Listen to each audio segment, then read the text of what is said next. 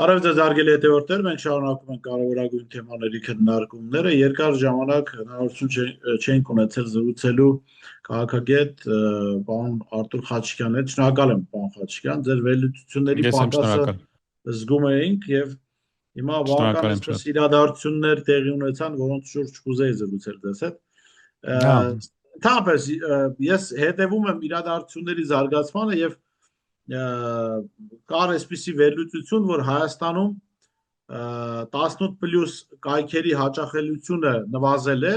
քանի որ Նիկոլ Փաշինյանը վերջերս բավական ակտիվ այսպես սերաշեղված քարոզարշավ է տանում եկեղեցու դեմ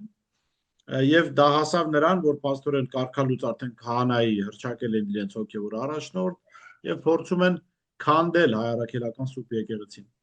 Ձեր գնահատմամբ ինչ է ուզում ստանալ Փաշինյանը այս գործընթացից եւ այս շաբաթների ընթացքում արձանագրված իրադարձությունները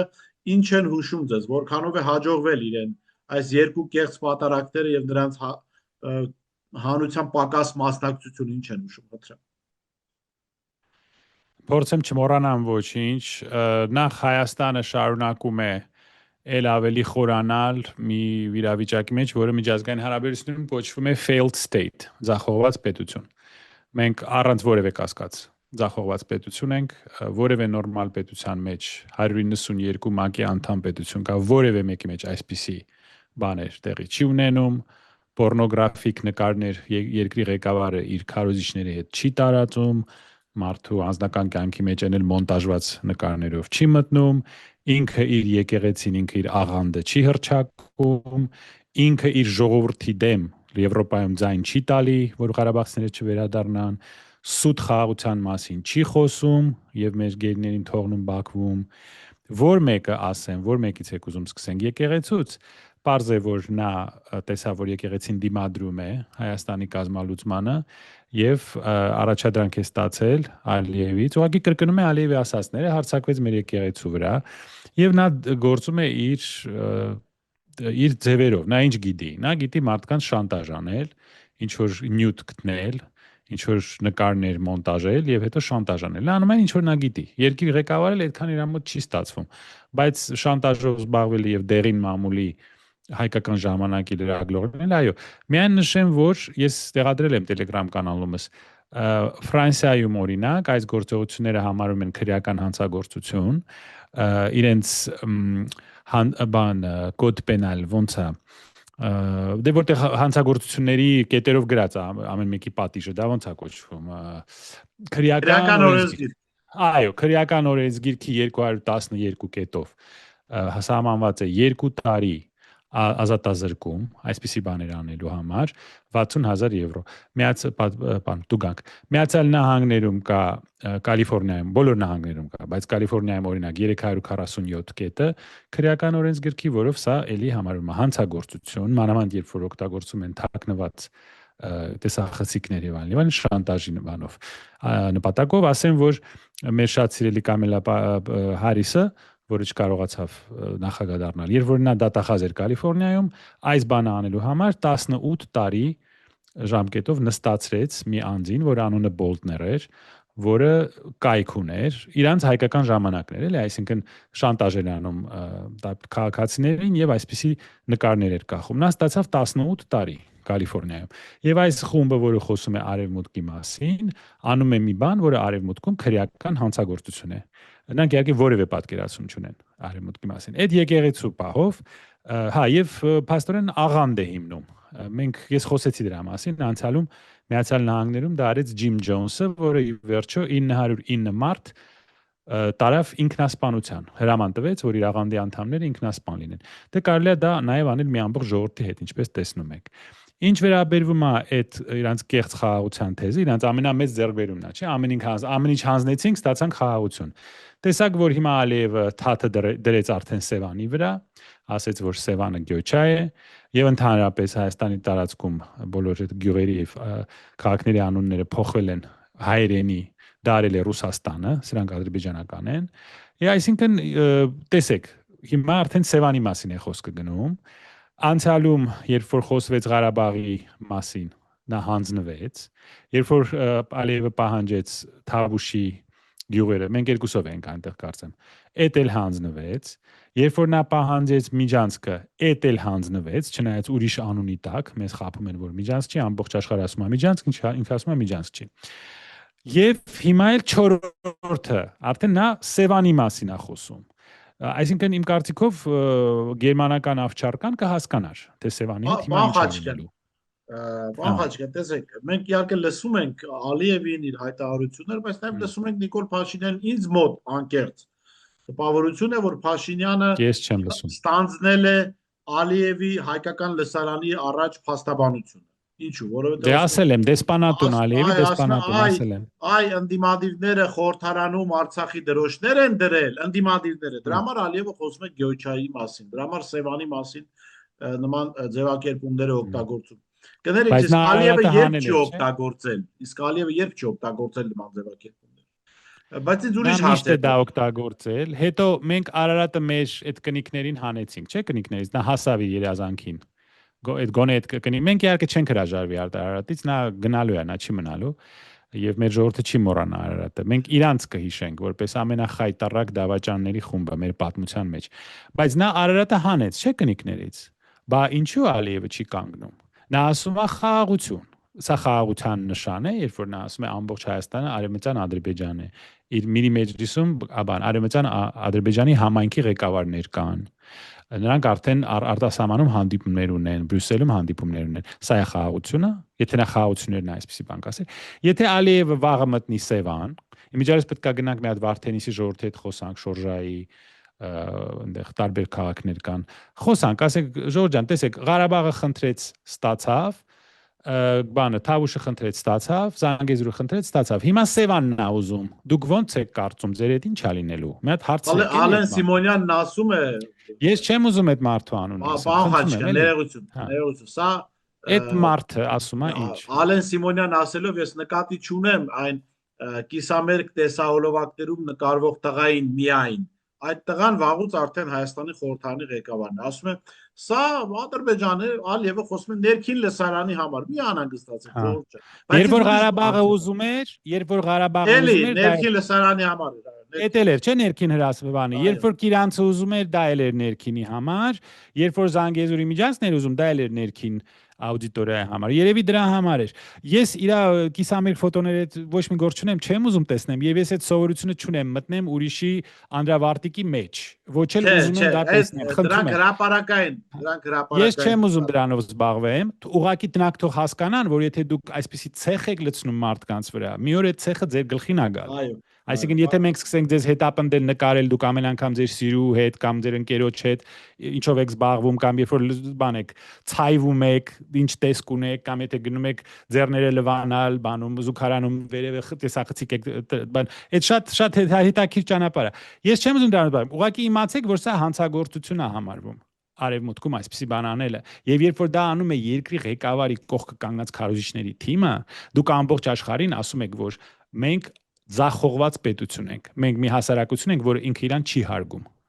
Լավ, հիմա ինձ ուրիշ հարց է հետաքրքրում։ Նիկոլ Փաշինյանը օգոստոսի 8-ից հետո ասում էր վերջ, խաղաղությունը եկել է, արդեն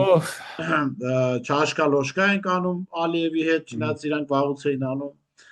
դա Ալիևի հետ, եւ ասում են, որ արդեն խնդիր չունեն։ Ալիևն էլ ինչ որ ընթացք ձև էր տալիս, թե այո, խնդիրները վերացած են, խաղաղություն պիտի հաստատվի, հա։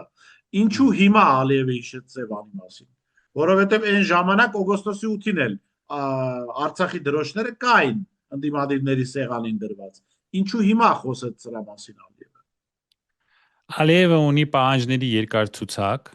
Սևանը այդ ցուցակի մեջ է երևի, բայց իր ամենակարևոր պահանջներից մեկը դա իհարկե սահմանաբادության փոփոխությունն է, եւ հետո իհարկե որ Զանգեզուրում հայ չլինի, նա ասեց այնտեղ հայերես չտենամ, այսինքն սա մեր տարածքը չի, ինչքան ուզում եք ձեզ խափեք, դուք մեզ չեք խափում։ Եվ երրորդը ադրբեջանցիների վերադարձը Սյունիք։ Մենք դրա մասին պետք է մտածենք։ Հիմա էլ հաջորդը տեսանք, հիմա էլ Սևանն է ուզել, եւ նրանք խոսացել են դրա մասին, այնտեղ էլ են ադրբեջանցիները ապրել։ Նա դա էլ է ուզում։ Եվ այս անձը դա էլ կհանձնի, որովհետև նա ամեն ինչ կանի, միայն պահի իր իշխանությունը։ Նա իսկապես Ալիևի ներկայացուցիչն է։ Ալիևը չի կանգնելու, մենք իրար ճանաչում ենք քանի տարի, մի 5 տարի երևի։ Ես ձեր մոտ մի 5 տարի ասել եմ, նա չի կանգնելու։ Այս մարդը, երբ որ երիտասարդ էր, նա տեսել էր, թե հայերը ինչպես են իրենց վերահսկողության տակ պահել այդ 7 շրջանը։ Նա իրեն վիրավորված է զգում։ Նա վրեժ խնդրության միսիա ունի։ Նա ծրագիր ունի հայերից վրեժ հանել։ Եվ իրան դա հաջողվում է, քանի որ մենք ունենք մի ուրիշ մարդ, որը նույնպես իր ժողովրդից վրեժ է հանում, դա այս խմբի ղեկավարն է, որը ունի ինչ որ երևի տրավմաներ, ինչ որ վիրավորանքի զգացում մեր ժողովրդից։ Եվ մեր ժողովրդին ստորացնում է, մեր ժողովրդին ցեխի մեջ է մտցնում, որ իր վրեժը հանի մեր ժողովրդից։ Դրան բառ կա, ասում են աբիժնիկ։ Այդպիսի երկու մարդ կա հիմա, որ հայ ժողովրդից ուզում է վրեժ հանի։ Մեկը Ալիևն է, մեկն էլ էս մեկը։ Այն մեկին, որ բանը Տրամպը ասել էր այն մյուս տղեն։ Ալիևը եւ մյուս տղեն։ Մյուս տղեն ու Ալիևը երկուսով։ Մյուս տղեն, այո։ Ինչ էր ուզում ստանալ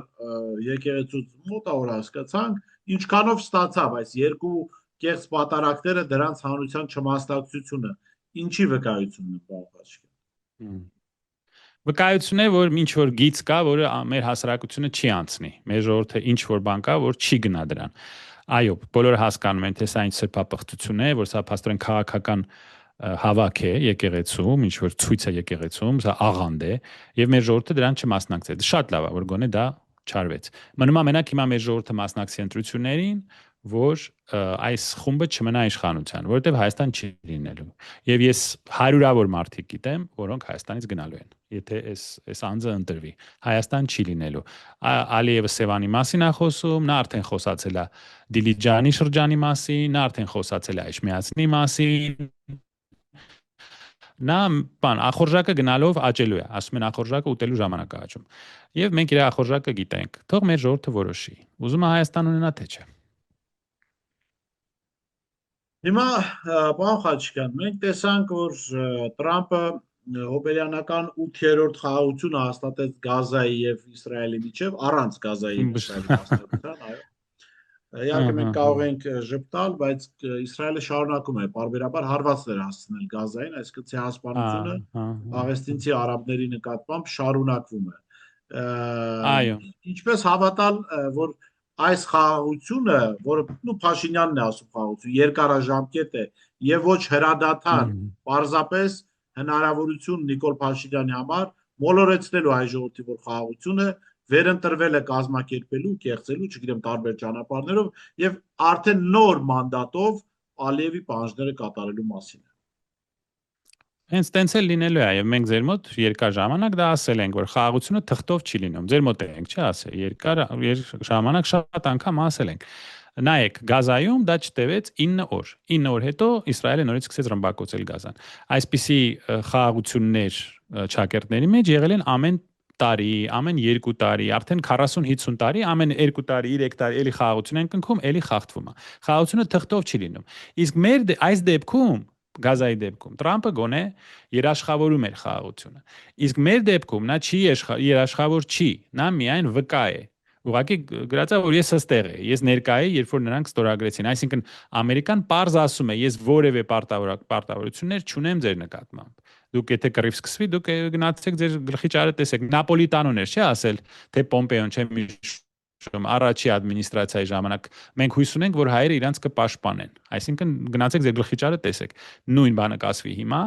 եւ ուղղակի ձեր առնելու տեղը մեզ ասեց բան արեք, կզանգեք ինձ։ Եթե ինչ որ բան լինի, ինձ կզանգեք։ Այսինքն Միացյալ Նահանգների դերը նրանում է, որ գոնե հերախոսին պատասխանի։ Իսկ 3 տարի հետո որ Տրամպը իշխանության չլինի, ով է հիշելու մեզ կամ ով է հիշելու այս պայմանագիրը, երևի ոչ ոք։ Մանավանդ որ հենց հիմա արդեն մեր անունը չի հիշում։ Նա անգամ չի հիշում այն մարդուն, որը ասում է այն մյուս տղեն, որ իրան հիշացնում է, որ ես Հայաստանի վարչապետն եմ, այն մարդն է, որ իմ երկիրը հանձնեց։ Հիշում եք ինձ։ Էլի տեղը չբերեց, մի րոպե հետո ասես տարեք, ինչ որ հերու տարեք սրան։ Այդ է մեր վիճակը, մեր հասարակությունը, գիտեք, երբ որ մենք նորից ընտրեցինք այս խումբը 21 թվականին, դե մենք չէ, 650,000 մարդ։ Ղարաբաղի կորուստը, Թավուշի կորուստը, մեր ստորանալը, մեր այս խայտարակ վիճակը, Զանգեզուրի կորուստը, այս հարձակումը եկեղեցու վրա, այս տերորը, որ սկսվեց հանրապետությունում, մեր հանրապետությունում, այդ ամեն ինչը դրա հետևանքներ։ Այն մարդիկ, ովքեր իրան ձայն են տվել, դե հիմա թող տեսնեն հետևանքները իրանց ձայնի։ Պարոն Խաչկյան, իհարկե մենք ձեզ հետ բազմաթիվ անգամներ խոսել ենք արևմտյան աշխարհի եւ ընդհանրապես աշխարհի երկակի ստանդարտների մասին, որ Հա, հա, մարդիկ խոսում են ինչ-որ իրավունքներից, մ, դրանց պաշտպանությունից, մ, երբ իրենց շահերն են գալիս, մ, բայց այն հարցակումները, որ Հայաստանում են տեղի ունենում, մ, կրոնական կազմակերպության, մ, հայերի մ, գլխավոր կրոնական կազմակերպության նկատմամբ, մ, սա պիտի գոնե ձևական չլռեին արևմտյան կառույցները, հա, մ, չգիտեմ, կա, մարդու իրավունքների տարբեր կառույցներ կան, չէ՞ որ Պուտինը մ, հանկարծ, ասենք, մ, որևէ կրոնական կազմակերպության կողքը փռշտա, միանգամից զեկույցներ են գրում, որ ցեղասպանության վտանգ, ասեք, փրկեք, մի հարուրած կամ Նավալնին, որ թունավորվում է, այո, այո, կամ այո։ մի հարուրած սանկցիա, չգիտեմ, Մ, սանկցիաների վրա մ, էլի սանկցիա, ինչու են լռում։ մ, Եվ արդյոք պետք է ներել այս լռությունը հետագայում, երբ փոխվի իշխանությունը։ Երբ իշխանությունը փոխվի, առաջի բանը, որ պետք է արվի, պետք է ընդունվի նույն օրենքը, որը կա Ֆրանսիայում, Անգլիայում, Միացյալ Նահանգներում եւ Վրաստանում եւ ուրիշ երկրներում, արտասահմանից փող ստացող մարդիկ իրավունք չպետք է ունենան քաղաքականությունով զբաղվել Հայաստանում, ոչ էլ ազդել քաղաքական հասարակական կարծիքի վրա, որտեղ դա կոչվում է շպիոն լինելը կամ ինագենտ լինելը, արտաքին գործերի ագենտ։ Երկրորդը պետք է գրքեր հրատարակել, որ մեր կրթական համակարգը պետք է վերականգնել եւ այնպես անել, որ մեր մարդիկ այդ արևմտյան երազանքից, այդ կոնֆետներից հրաժարվեն եւ տեսնեն ռեալ արևմուտքը։ Դա այն արևմուտքն է, որը Ռուանդայում թույլ տվեց, որ 900,000 մարդ սպանվի։ Մի ամսվա ընթացքում 94 թվականին Ռուանդայում սպանվեց 900,000 մարդ։ Էն էլ կամած էին սպանում։ Արևմուտքը դա կարող էր կանգնեցնել 24 ժամում մի 5 հատ ինքնաթիռ այնտեղ գնար, մի անգամից կկանգնեցներ դա։ Դա չարեց, որովհետև պետք չէր ոչ մեկին։ Դա նույն արևմուտքն է, որը հանգիստ նայեց, թե ինչպես հարձակվեցին Հայաստանի վրա։ Նա նայեց, թե ինչպես դատարկվեց Արցախը։ Նույն արևմուտքն է, որը Ալ-Կաիդայի տերորիստական ամենահայտնի տերորիստական կազմակերպության շեֆին նշանակեց Սիրիայի նախագահ, հետո ընդունեց Բրյուսելում եւ Վաշինգտոնում, ասեց փոշմանելա։ Դե տղա է, էլի, ասենք ինչ որ մեկի սիրտը կտրելա, հանելա դուս, հիմա փոշմանելա, դարելա դեմոկրատական տերորիստ։ Խնդրեմ։ Այդ նույն արևմուտքն է, որը մինչև հիմա ռումբեր է սպասարկում Իսրայելին, որը ընկնում են Իսրայելի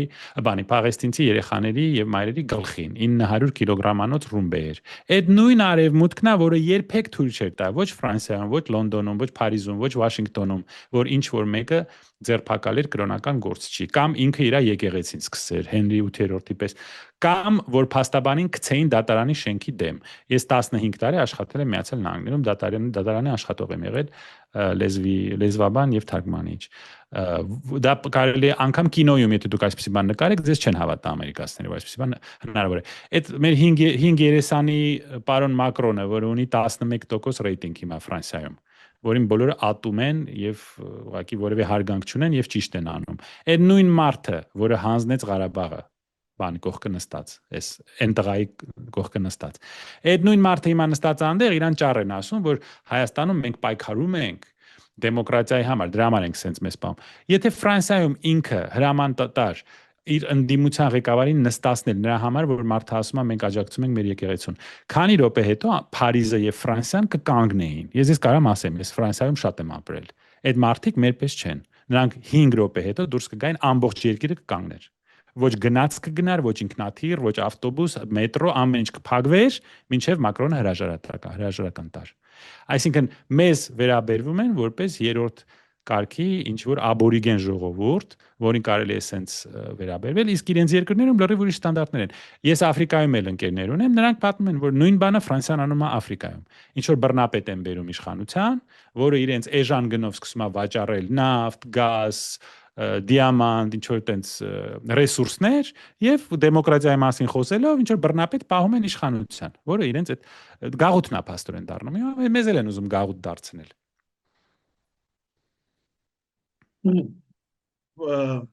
Տեսեք, շատերը կարծում են կամ ոմանք կարծում են, որ Նիկոլ Փաշինյանը կարող է վաղարշապատի ընտրություններից հետո, երբ պարտվի, գնալ արտահերթ ընտրությունների, քանի դեռ ընդդիմությունը պատրաստված չէ ինստիտուցիոնալ առումով։ Դուք ինչ եք կարծում։ Դե ես հույսով եմ, որ նա չի հաղթի վաղարշապատում, չնայած տեսեք, պատահական ձևով, լրիվ պատահական, փարաքարի քաղաքապետը ինչ-որ վենդետա հետ խնդիր ունեցավ, հենց այն քաղաքապետը, որը իր հետ խնդիր ուներ, այսինքն ընդդիմադիրները, չգիտես ինչու հենց ինքը։ Հետո Գյումրին պարզվեց, որ քաղաքապետը ինչ-որ կոռուպցիա հետ հարցեր ունի, չնայած իրենց ամբողջ թիմը դրանով ազբաղվում, եւ բոլոր դրա մասին գիտեն։ Հիմա եթե վաղ շաբաթում նա տեսնի, որ պարտվում է, էլի կնստացնի, կբանտարկի, ցավոք սրտի մարդիկ են գտնվում մեր օրգաններում, որոնք կատարում են այս անօրինական հրամանները։ Այդ մարդուն էլ երևի փագի, կնստացնի, ինչ որ ռեպրեսիաների կգնա։ Իսկ ընդհանուր ընտրությունները, երբ որ լինեն, դե անկասկած կեղծիքներ լինելու են, անկասկած, եւ մեր ընդդիմությունը պետքա գոնե իրար չխանգարի, եթե չեն կարողանում միավորվել, գոնե թող իրար չխանգարեն, մենակ իրարից ձայն չփախցնեն, այնպես անեն, որ այս խայտարակ թիմը գնա եւ պատասխանատվության ենթարկվի,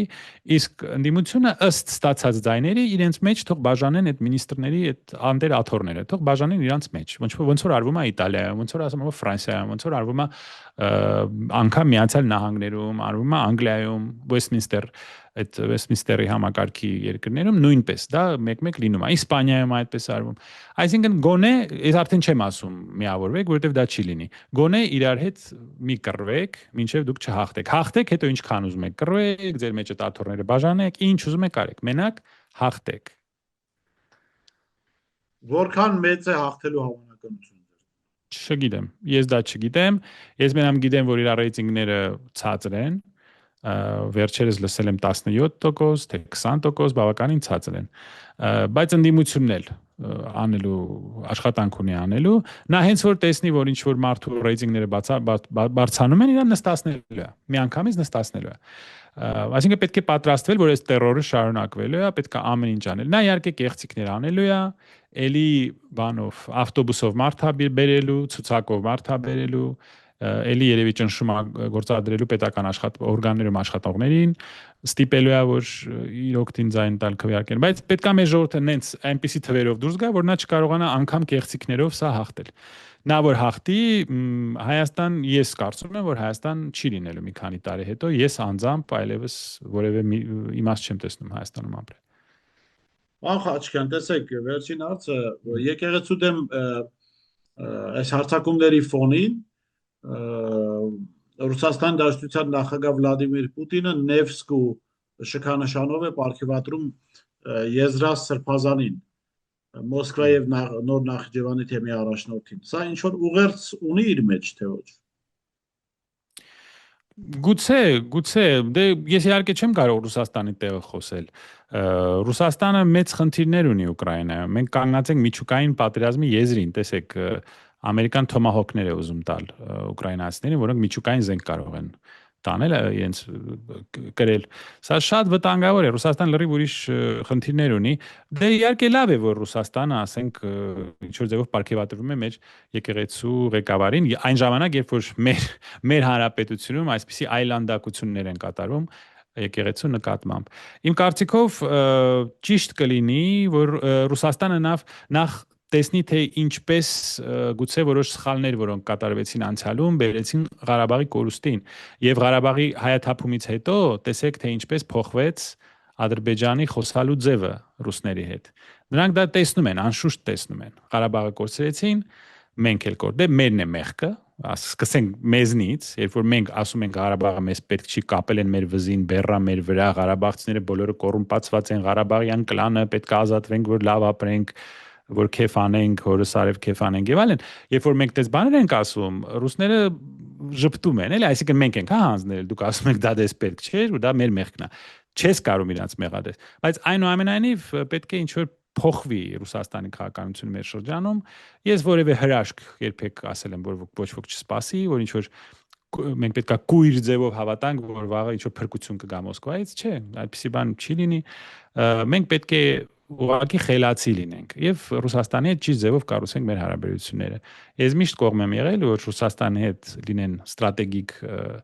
ռազմավարական հարաբերություններ եւ լավ հարաբերություններ լինեն Արևմուտքի հետ եւ ոչ մի դեպքում մեր փոքր հանրապետությունը, մեր ժողովուրդը, որ այսքան դուժել է անցալում գերտերությունների այս խաղերից, ոչ մի դեպքում մենք չմտնենք այլևս որևէ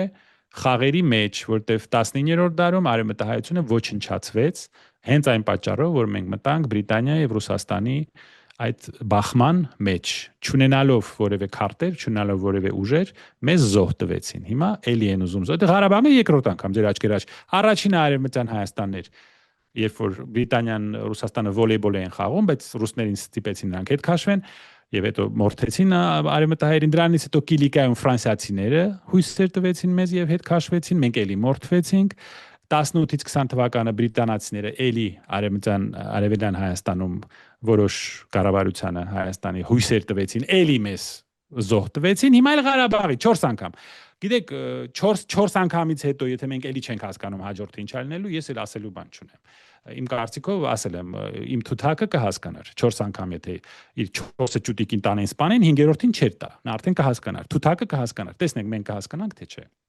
Շնորհակալ եմ պարոն Խաչիկյան, շատ հետաքրքիր զրույցի համար։ Ես շնորհում եմ Արտուր Խաչիկյանից, տեսություն կհանդիպենք։